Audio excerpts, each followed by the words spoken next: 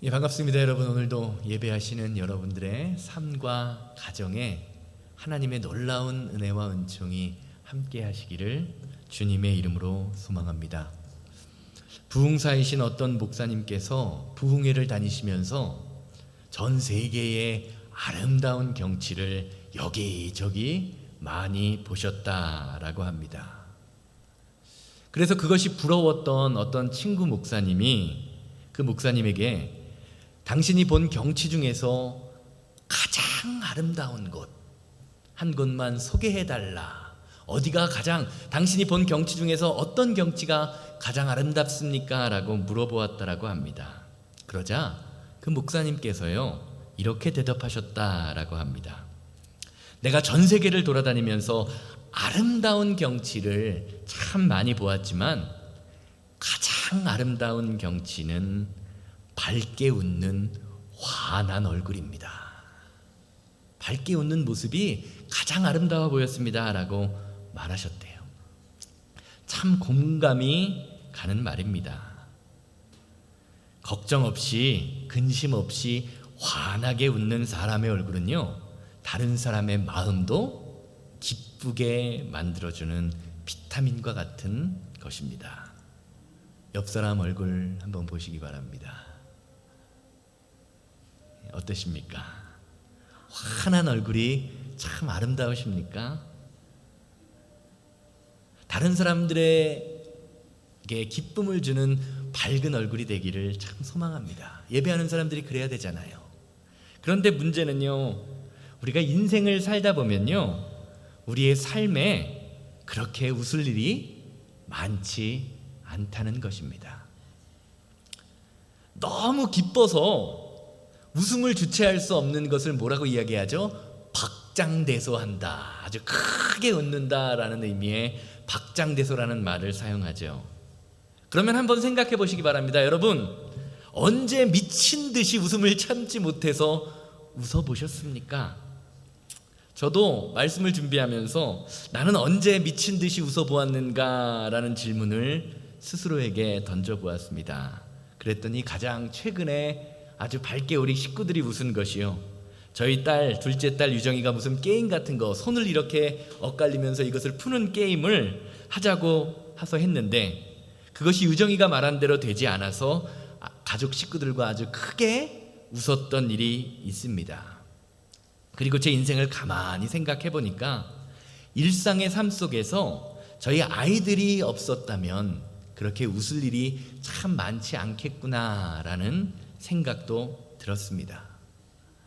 일반적으로요, 한국 사람들은요 잘 웃지 않는데요.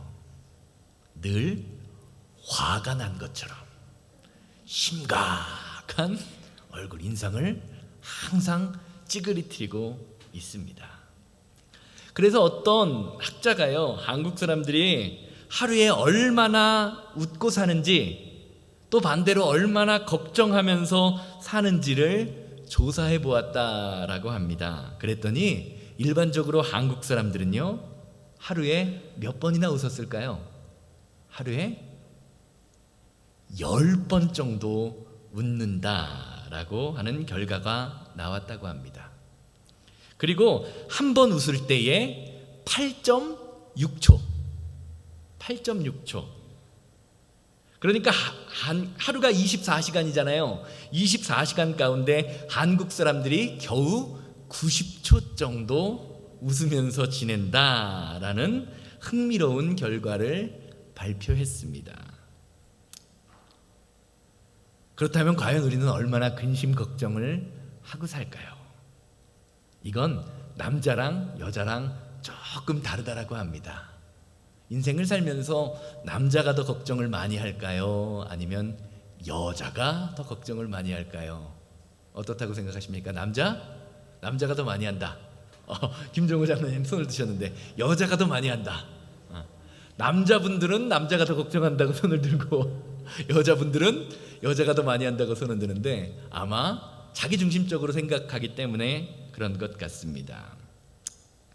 조사를 해보니까요, 남자는 2시간 반 정도 평균, 2시간 반 정도를 걱정하면서 살고, 여자는 3시간 반을 걱정하면서 산다라고 합니다. 여자가 더 걱정과 근심이 많대요. 아마 더 말을 많이 하기 때문에 그런 것 같습니다. 이 결과는요, 우리가 걱정하고 근심하는 시간에 비해서 웃으면서 살아가는 시간이 턱없이 부족하다라는 것을 보여줍니다. 특별히 꿈과 소망을 가지고 자신의 미래를 준비해야 하는 젊은 세대들은요, 취업 문제, 진로 문제, 결혼 문제, 이러한 모든 자신의 문제들 때문에 가장 근심과 걱정이 많은 시기다라고 이야기를 합니다. 그런데요, 이렇게 하루에 2분 정도 웃고 1분 30초 웃고 3시간 이상을 걱정, 근심하는 사람들의 이야기가요, 머나먼 남의 이야기가 아니라는 이야기입니다. 바로 내 이야기요, 나의 가족의 이야기요, 우리 형제와 이웃의 이야기입니다.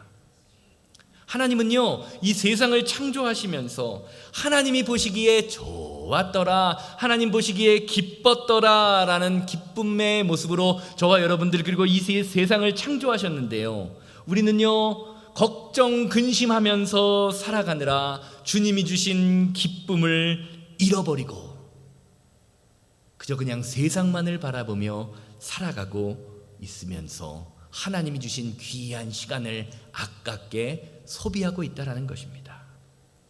사실 많은 사람들이 이렇게 걱정하면서 살아가는 이유는요, 인간이 누리는 기쁨, 참된 기쁨과 소망이, 행복이 무엇인지를 분별하는 능력이 저와 여러분들에게 없기 때문입니다. 전도서 2장을 보면요, 솔로몬이, 이 세상의 부귀영화를 누렸던 솔로몬이 이 세상을 살아가면서 자신이 세상에서 얻을 수 있는 기쁨이 무엇인지에 관하여 시험을 해보겠다라고 이야기하는 것을 볼 수 있습니다. 전도서 2장 1절에서 2절입니다. 나는 내 마음에 이르기를, 자, 시험 삼아 너를 즐겁게 하리니 너는 낙을 누리리라 하였으나 보라, 이것도 헛되도다.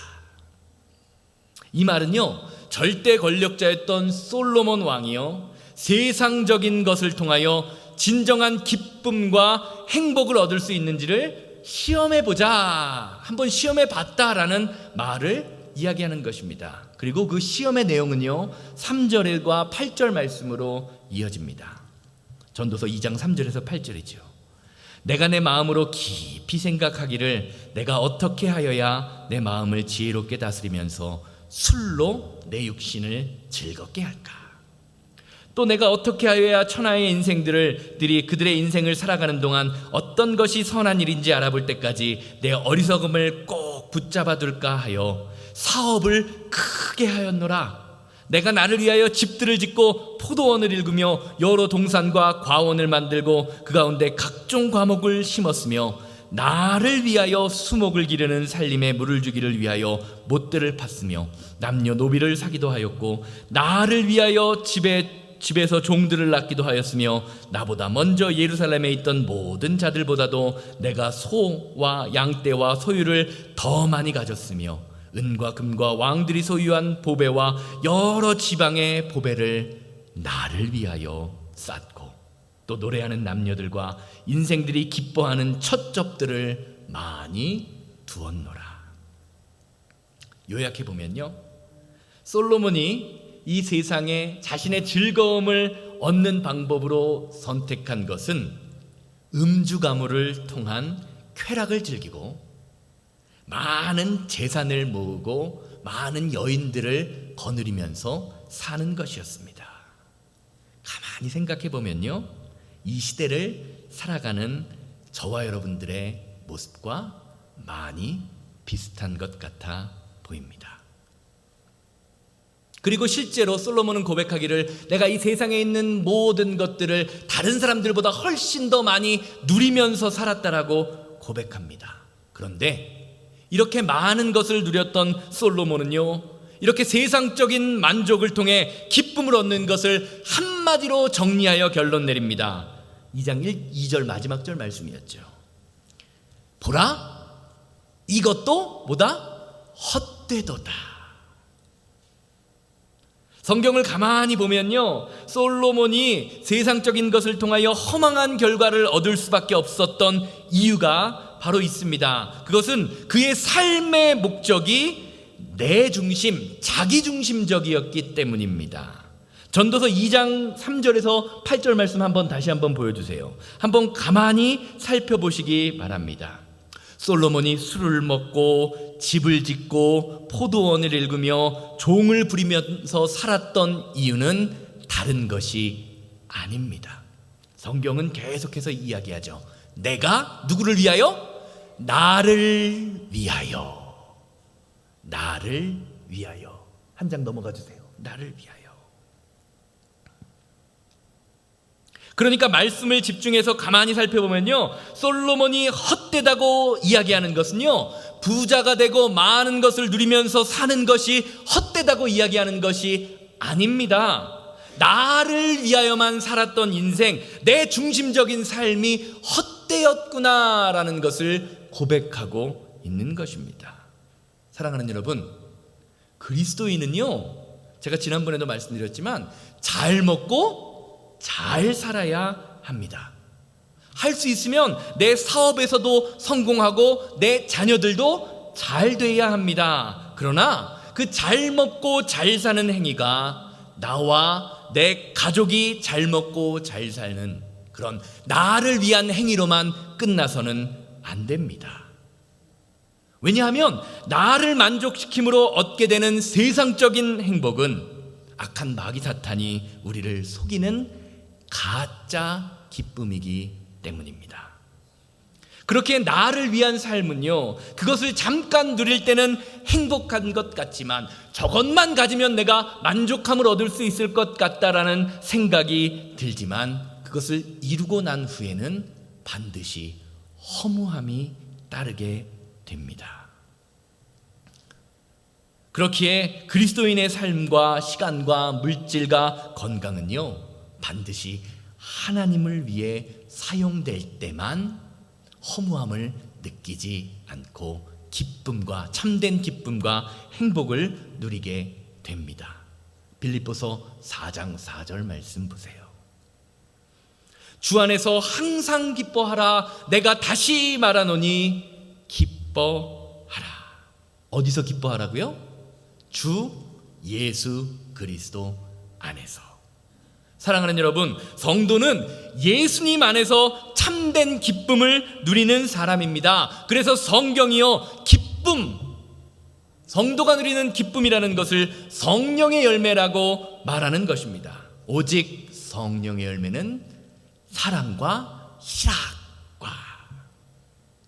그렇게 우리가 기쁨의 근원 되시는 예수님을 통하여 우리의 참된 기쁨과 행복을 찾지 않고 세상에서 그러한 것들을 찾으려고 하면 반드시 문제가 생기게 되어 있습니다.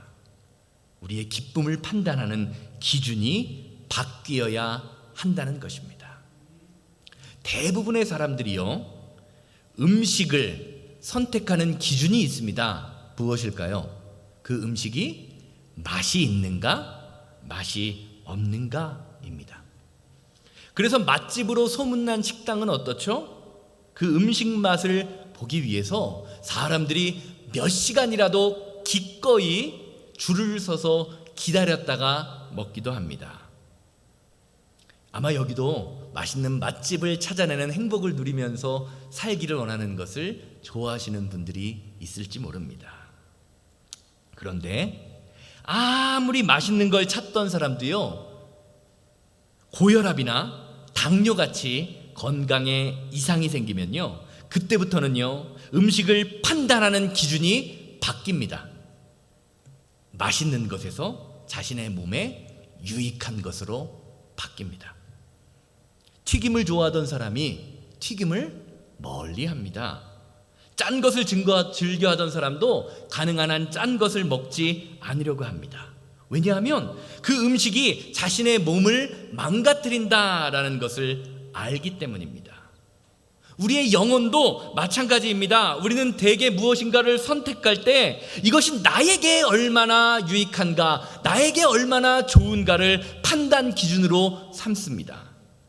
그래서 그 선택이 나에게 유익해 보이면 많은 시간과 물질을 들여서라도 그것을 이루고자 하는 것이 인간의 욕구입니다. 그러나 그리스도인들은 다릅니다. 성도의 판단 기준은요, 언제나 내가 아니라 예수 그리스도가 되어야 합니다. 그렇게 우리는 무엇을 선택할 때요, 이것이 나에게 얼마나 유익한가, 나에게 얼마나 좋은가, 나를 위한 삶이 아니라 이 선택이, 이 결정이, 이 행동이 내 영혼에 얼마나 유익한가, 해로운가를 따져야 하는 것입니다. 이것을 알 수 있는 방법이 하나 있습니다.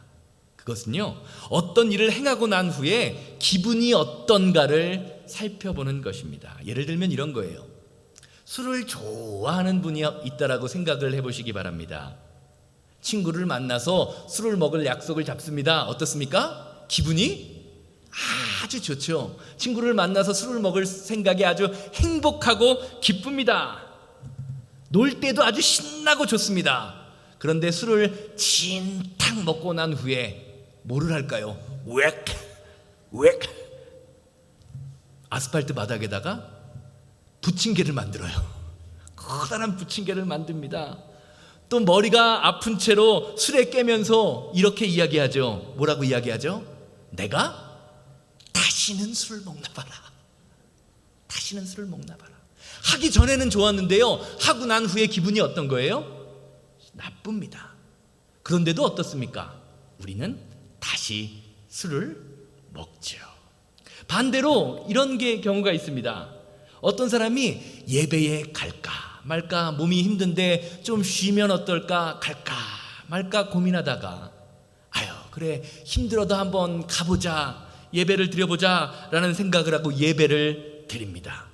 예배를 하고 나오면서 괜히 왔네 라는 생각이 드는 것이 아니라 내가 잘 왔구나, 힘들지만 온 것을 잘했다라는 생각이 듭니다. 어떤 일을 하고 난 다음에 내 기분이 어떤가에 따라서요, 이것이 내 영혼에 유익한지 아닌지를 판단하는 근거가 된다는 것이지요. 사랑하는 여러분, 신앙이 자란다라는 것은요, 선택의 기준이 바뀌는 것입니다.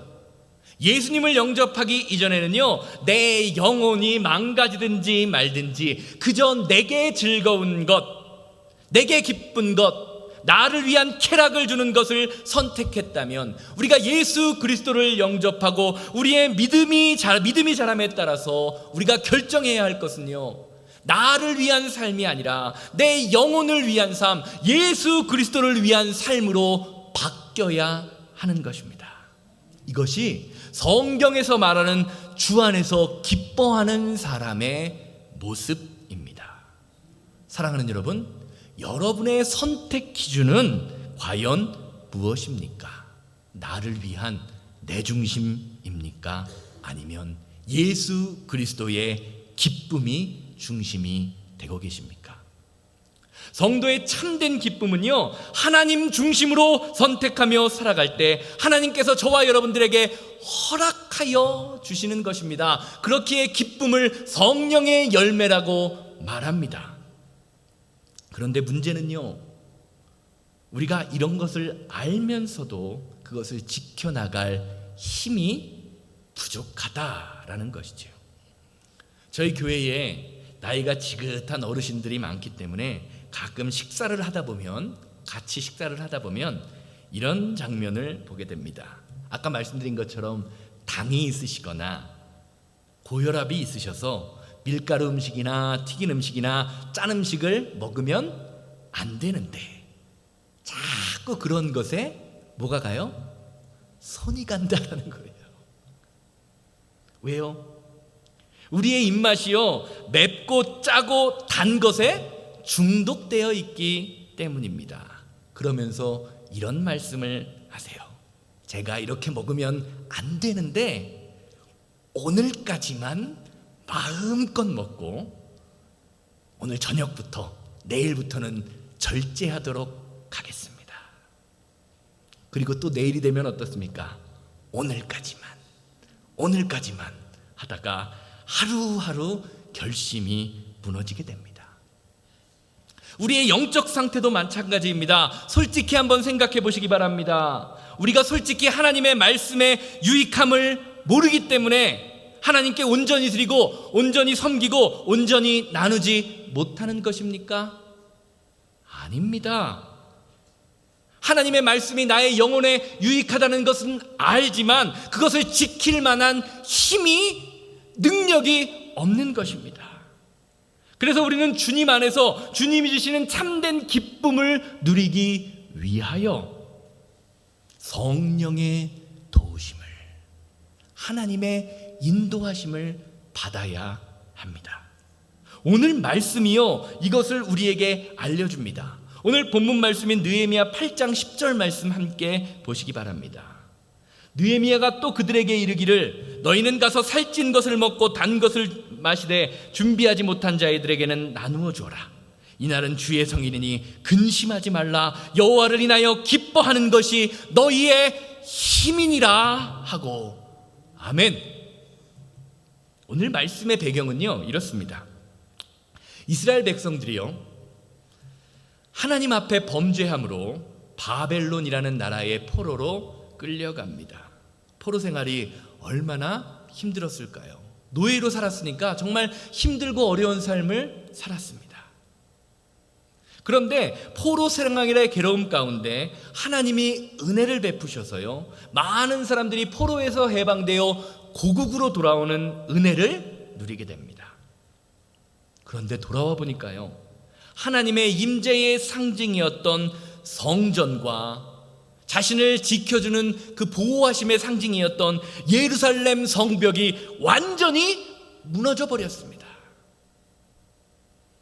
이렇게 이스라엘 백성들은요 삶의 터전과 심령의 터전, 영혼의 터전이 완전히 무너져 내린 상태에서 이스라엘 백성들이 하나 둘씩 수문 앞 광장에 모이기 시작합니다.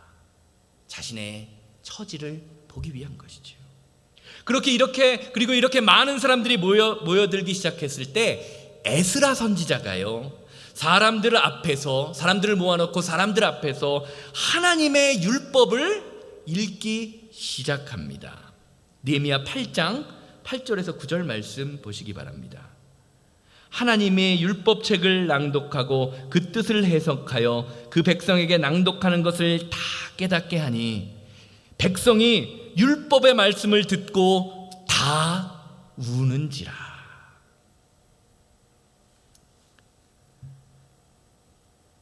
하나님의 율법의 말씀을 듣고 묵상하던 이스라엘 백성들이요 하나 둘씩 울기 시작합니다.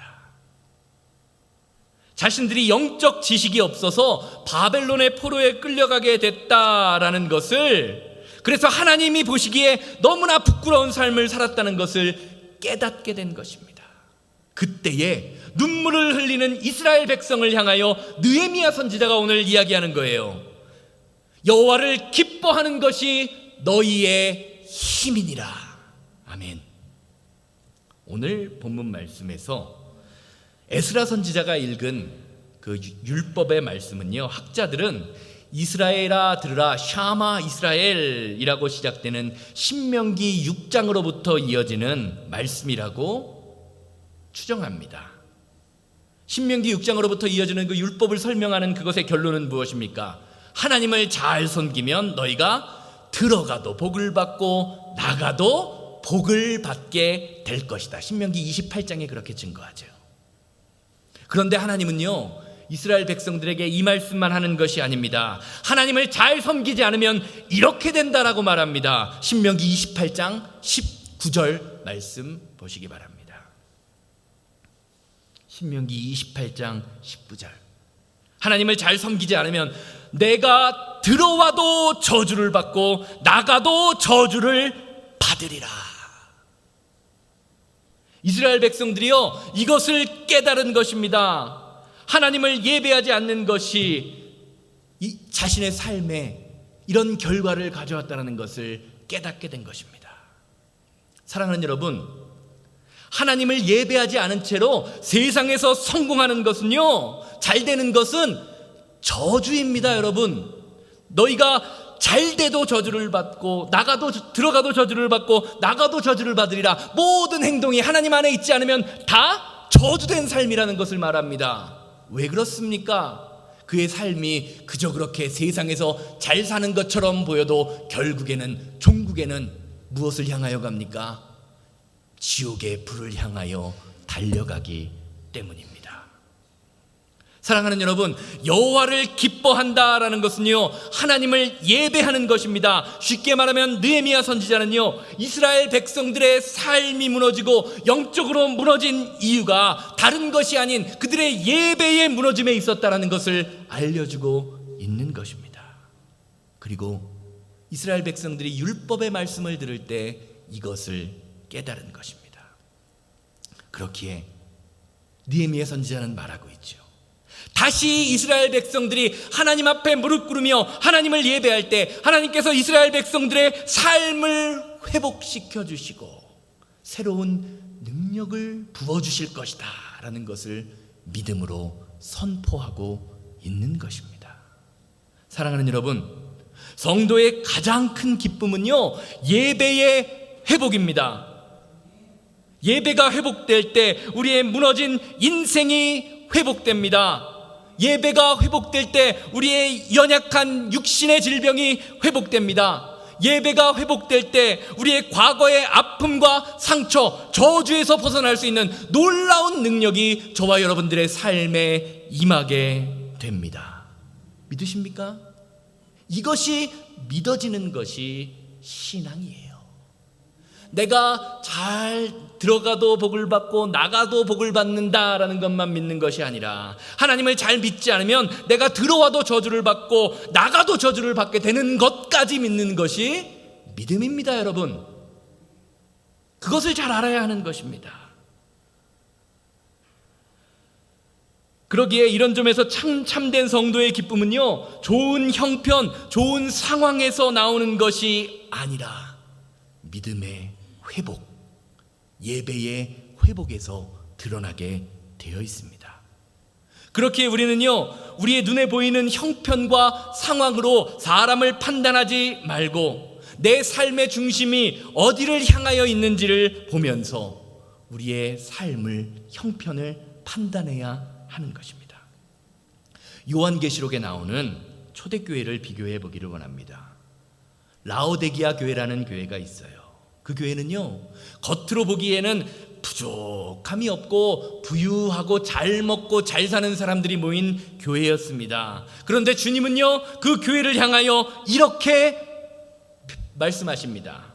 요한계시록 3장 17절 말씀입니다. 내가 말하기를 나는 부자라 부요하여 부족한 것이 없다고 하나. 얼마나 부자였으면, 얼마나 잘 먹고 잘 살았으면요, 나는 부자다, 나는 부요하여 부족한 것이 하나도 없다라고 이야기하면서 살았다라고 이야기합니다. 그런데 그 다음이 중요하죠. 내 곤고한 것과 가련한 것과 가난한 것과 눈먼 것과 벌거벗은 것을 알지 못하는도다.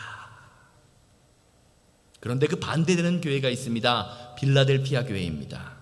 그들은 가난했습니다. 세상적으로 볼 때 학식이 뛰어난 사람도 없었습니다. 그러나 주님은 그들을 요한계시록 3장 8절의 말씀처럼 평가하십니다. 후반절만 읽을게요. 내가 내 행위를 아노니 내가 작은 능력을 가지고도 내 말을 지키며 내 이름을 배반하지 아니하였도다.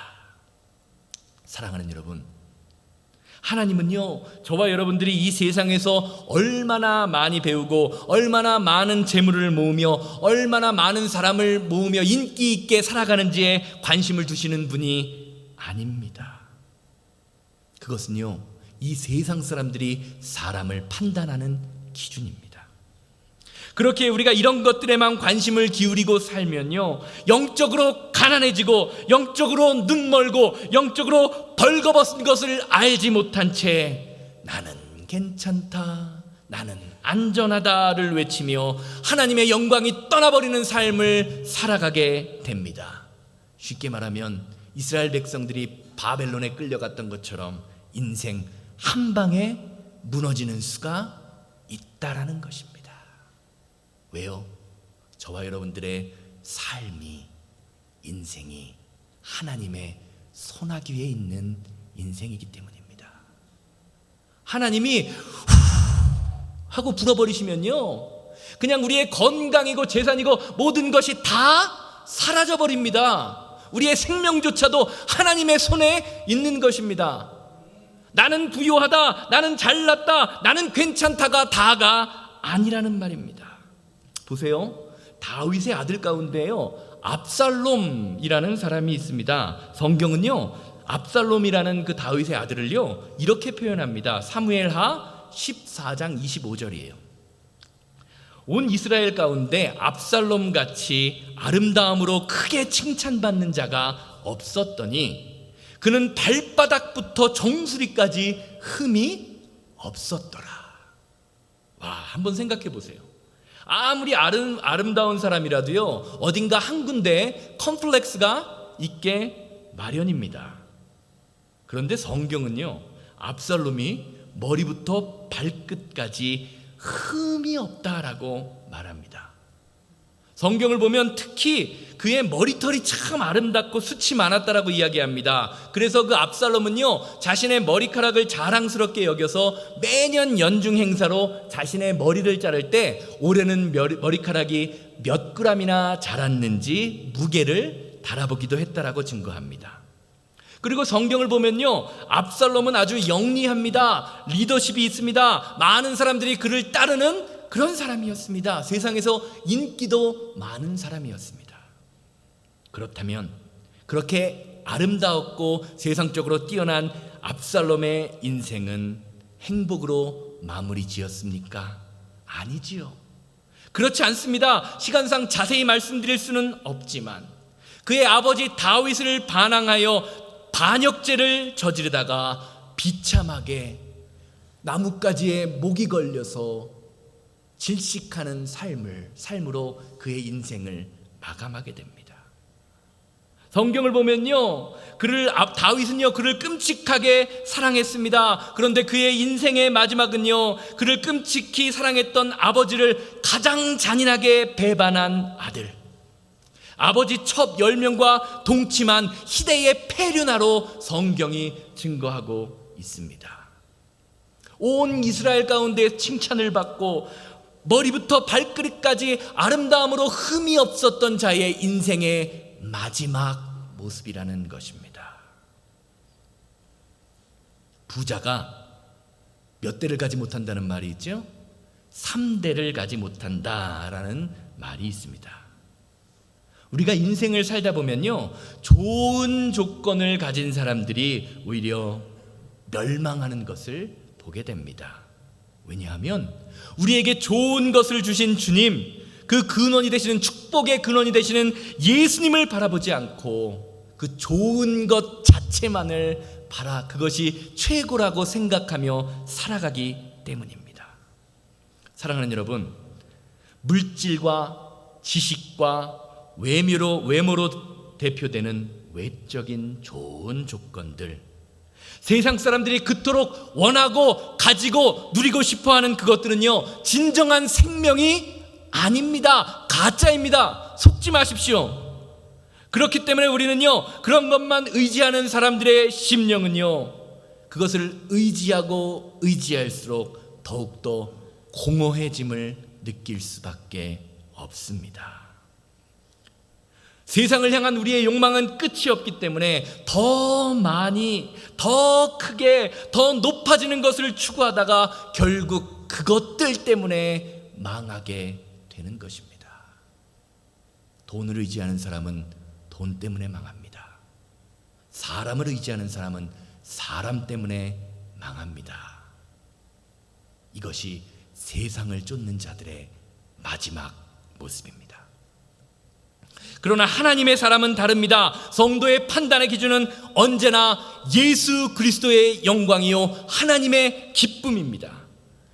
그리고 하나님의 기쁨이 내 기쁨이 될 때 우리는 주님이 주시는 그 힘과 능력을 통하여 세상이 능히 감당할 수 없는 믿음의 사람이 되는 것입니다. 여호와를 기뻐하는 것이 너희의 힘이니라. 혹시 이 세상을 살아가는데 기쁨이 없으십니까? 오늘 본문 말씀 여호와를 기뻐하는 것이 너희의 힘이니라는 이 말씀을 기억하시면서 과연 내가 주님을 예배하는 그 찬양과 예배와 말씀 가운데 내 인생이 똑바로 서 있는지를 점검해 보시기를 주님의 이름으로 소망합니다. 이것이 오늘 본문 말씀을 통하여 주시고자 하는 주님의 메시지입니다. 결론적으로 말씀드리겠습니다. 참된 기쁨은요, 성령의 열매입니다.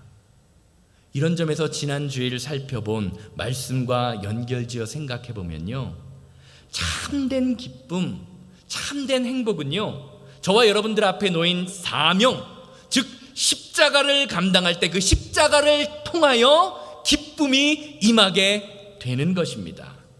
이게 무슨 말이냐?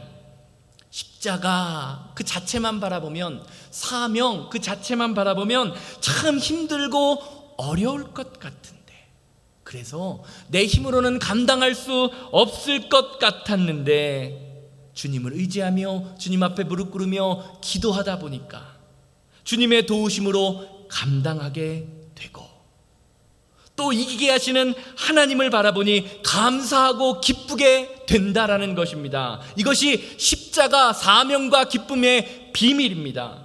그래서 사도 요한은요, 하나님의 사명을 따르는 자들에게 다음과 같이 증거하고 있습니다. 요한복음 15장 11절입니다.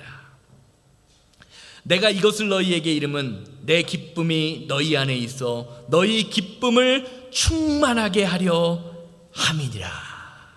아멘.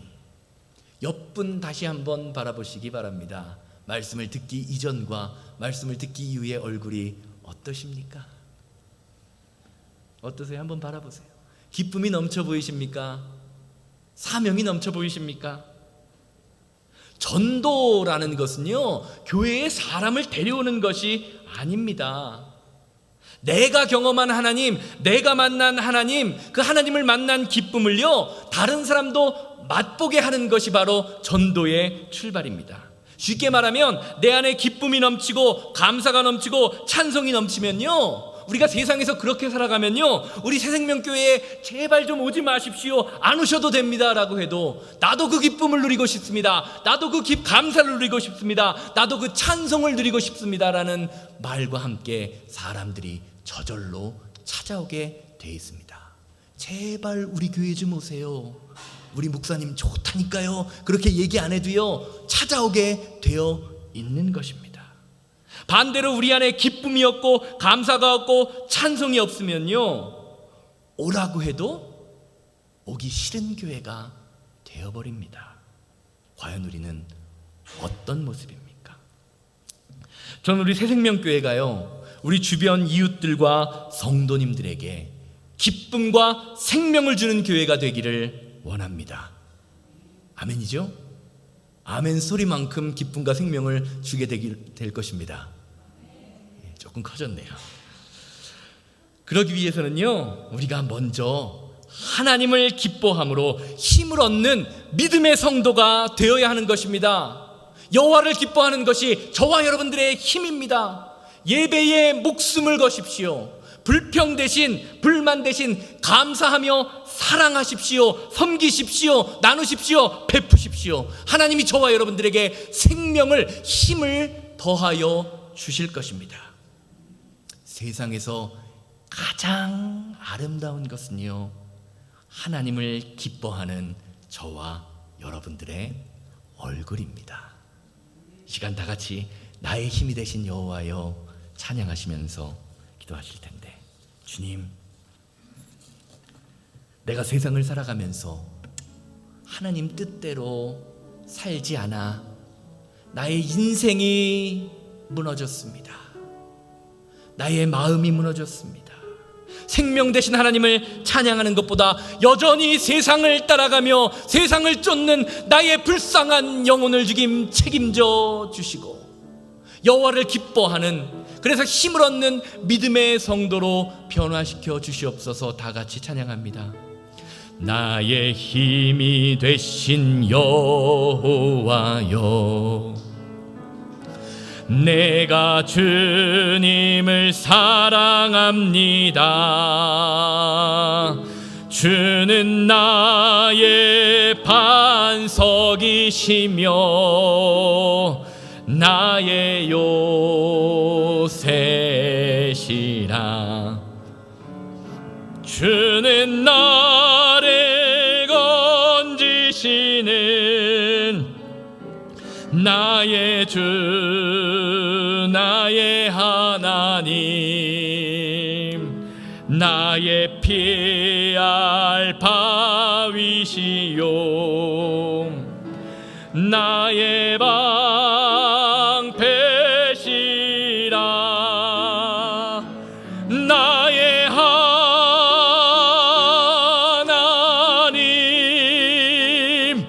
나의 하나님, 구원의 뿌리시요,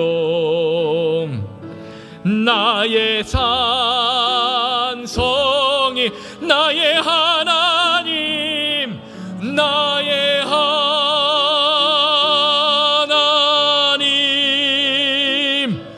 나의 하나님,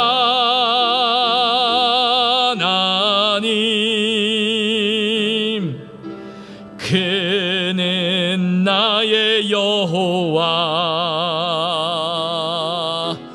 나의 구. 다 같이 기도합니다. 자비롭고 거룩하신 하나님, 내가 이 세상을 따르며 세상 것으로 만족함을 얻으려 했던 이 불쌍한 영혼을 아버지 하나님 정말 불쌍히 여겨 주셔서 아버지 하나님께 돌아오게 하여 주시옵소서. 들어가도 복을 받고 나가도 복을 받는 그 믿음의 역사가 우리 새생명교회를 통하여 일어나게 하여 주시고, 아버지 하나님을 따름으로 예배함으로 하나님이 주시는 귀한 능력과 사랑과 풍성한 축복이 차고 넘치는 귀한 믿음의 교회가 될 수 있도록 아버지여 인도하고 역사하여 주시옵소서. 주님, 나를 위하여만 살았던 그 불쌍한 인생, 아버지 주여 십자가의 은혜로 나를 깨끗하게 하시고 성변하게 하여 주사 예수 그리스도 안에서 참된 기쁨과 행복과 능력과 사랑을 얻는 귀한 인생 되게 하여 주시옵소서. 주님의 은혜와 능력과 사랑과 권능이 오늘 예배 가운데에 있사오니 주님, 우리를 불쌍히 여겨주시고 주 하나님의 은혜로 새롭게 변하는 시간 되게 하여 주시옵소서. 주님, 하나님을 사랑한다라고 하면서 지난 과거의 모습을 돌아보면 여전히 나를 위하여, 내 가족을 위하여, 내가 사랑하는 사람만을 위하여 살았던 인생이었음을 다시 한번 돌아보게 하시니 감사합니다. 이제는 더 이상 그러한 세상의 허무함을 따라가는 사람이 아니라 주 안에서 기뻐함을 누리며 여호와를 기뻐하며 예배하며 찬양함으로 주님이 주시는 힘을 누리는 믿음의 사람, 무엇이 참된 기쁨이고 무엇이 거짓된 기쁨인지를 분별할 수 있는 믿음의 사람 되게 하여 주시옵소서. 주님, 힘이 없습니다. 능력이 없습니다. 오직 주님만이 우리 교회의 힘이 되어 주시옵소서. 이제는 우리 주 예수 그리스도의 은혜와 아버지 하나님의 거룩하심과 성령님의 감화감동 역사하심이 예배를 마치고 삶의 자리로 돌아가 세상의 것을 벗어버리고 여호와 하나님 한 분만으로 힘을 얻기 원하는 우리 성도님들의 삶과 가정과 사업장 만나는 모든 사람들 위해 이제로부터 영원토록 함께 있을지어다. 아멘.